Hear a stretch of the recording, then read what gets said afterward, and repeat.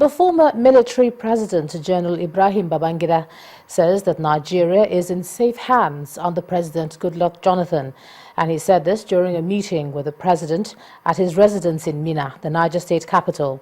He explained that he shares the same passion with President Jonathan in ensuring a peaceful, stable and developed Nigeria. He also commended the PDP for being on the right path, as the party is devoid of religious and ethnic problems.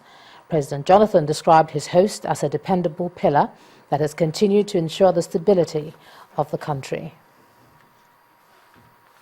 Well, as Nigerians count down to the general elections, the Ogun State Governor Ibikunle Amosun has challenged the Independent National Electoral Commission to ensure residents of the state get their permanent voters' cards.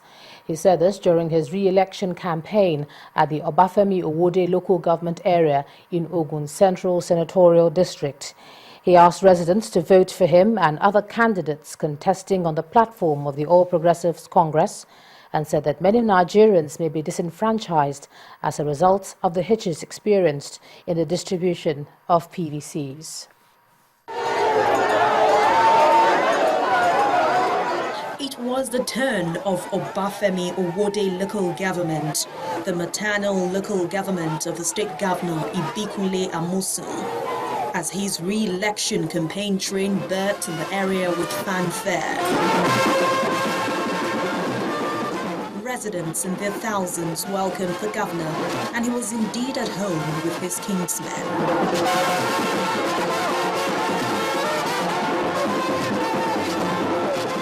Has assured us that it's going to concentrate on rural roads now, where it comes in. And our road is one of the rural roads. Has concentrated on the urban road, and if we find that, we know where it transforms that standard to this rural area. It's going to be perfect. As part of his promises to the people if elected, the governor promised infrastructural development to aid development of commerce and industry.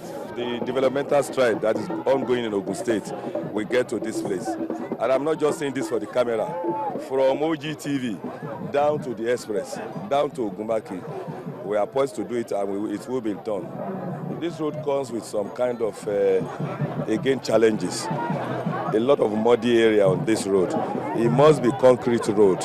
He, however, has this for the Independent National Electoral Commission on the distribution of the permanent voter cards, which has been bedeviled by many challenges. The INEC should find a formula to make sure that all these are PVC are ready, because we cannot vote without the PVC. Honestly, we cannot. It's a shame that 10 days to the election, we are still talking about PVC. The governor is seeking re-election under the platform of the All Progressives Congress. His relationship and popularity among residents seems cordial as a result of what the termed monumental achievements cut across all sectors. Over 20 billion naira has been spent by the state government on road projects in Ogbaro local government area of Anambra State. The state governor, Willie Obiano, disclosed this during a grassroots mobilization tour of Ogbaro.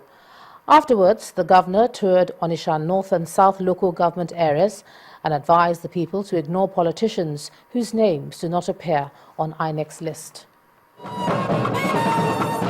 At Ogbaro, the governor's entourage arrived to the local government secretariat, the venue for the grassroots mobilization, in which he highlighted the contributions of APGA to include road infrastructure that ran to the tune of 23 billion naira, huge resources into schools, hospitals, and other institutions.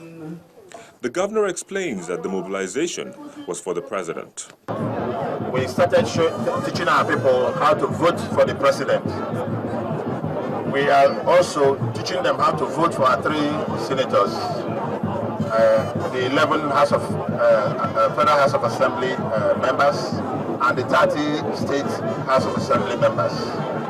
So this mobilization is grassroots oriented and is directed towards, like I said earlier, first and foremost, showing them how to vote for the president, And secondly, how we'll make sure that all our senators are delivered 100%. From Ogbaru to Onitsha North, the governor's message did not change as the people were urged to come out en masse to deliver all the candidates of the party in the coming elections. We are looking up and things are looking rosy for us. And by the grace of God, we win as I've just stated accordingly. All our candidates are coming out in full. We are not afraid of PDP, but we told them that this double candidature cannot work because it's another type of rigging of election. Wrapping up the tour in Onitsha South, the governor inspected a prototype automated motor park, a facility he says would be installed in motor parks across the state for effective control and monitoring of activities in motor parks, which would strengthen security in the areas. He finally enjoins the people to give APGA total support as a payback for the over 15 billion naira infrastructural development it has attracted in the area.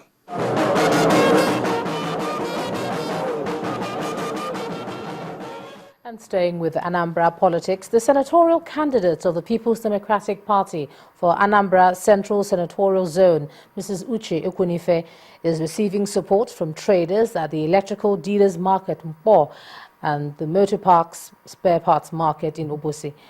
The campaign train visited the markets where she promised to give the traders greater representation if they vote for her in the coming election. Mrs. Ekwunife is currently representing the district in the House of Representatives. The convoy of Mrs. Uche Ekwunife arrived in the Electrical Dealers Market Mpo in Anambra State. Excited traders waving and applauding her and taking advantage of the warm welcome. She reminds them of her records in the Federal House of Representatives, where on several occasions she not only called the attention of the House to the erosion problems in the state, but compelled the government to arrest it. She promised that this time around, her performance will be doubled. Since democratic dispensation, Anambra Central has never produced a woman to represent them.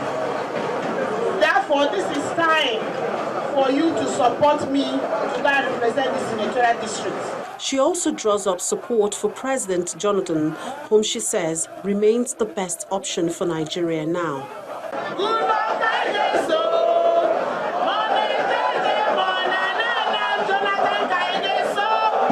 If you're going to vote for PDP, for president, raise your hands up. She also promised the traders to help them tackle the problem of waste disposal in the market. Before 10th of February, I will bring a brand new waste disposal.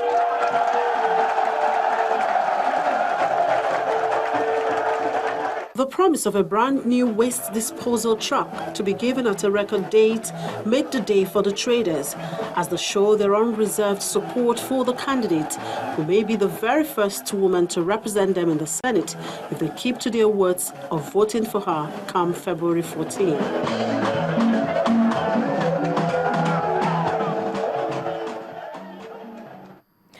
Away from politics now, Chevening scholars in Nigeria have been charged to take up the task of making positive impacts for Nigeria's development, especially now that the country is at a critical stage of transition.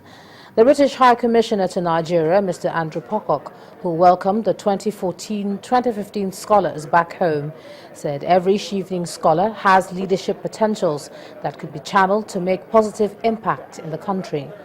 He said the number of scholarships to Nigeria has tripled in the new academic session in realization of the importance of leadership roles here in Nigeria. The idea of Chevening is not just to give scholars a degree, it's to help develop your leadership potential with, of course, the very important dimension of returning to Nigeria to bring not just your qualifications but your leadership skills back to this country. We have tripled our number of scholarships for Nigeria. A year ago, we were only able to offer 13. This year, we're offering almost 39 scholarships. We're very interested, very determined to not only continue our Chevening efforts, but to expand them where we can. And one of the ways that the British government, like many governments in the world at the moment, facing difficult financial times, one way we can expand it is to go into partnership. In short, to find private sector organizations who would like to send some of their bright young people to the UK for an education. And if they were prepared to meet half the cost, the British government would match that.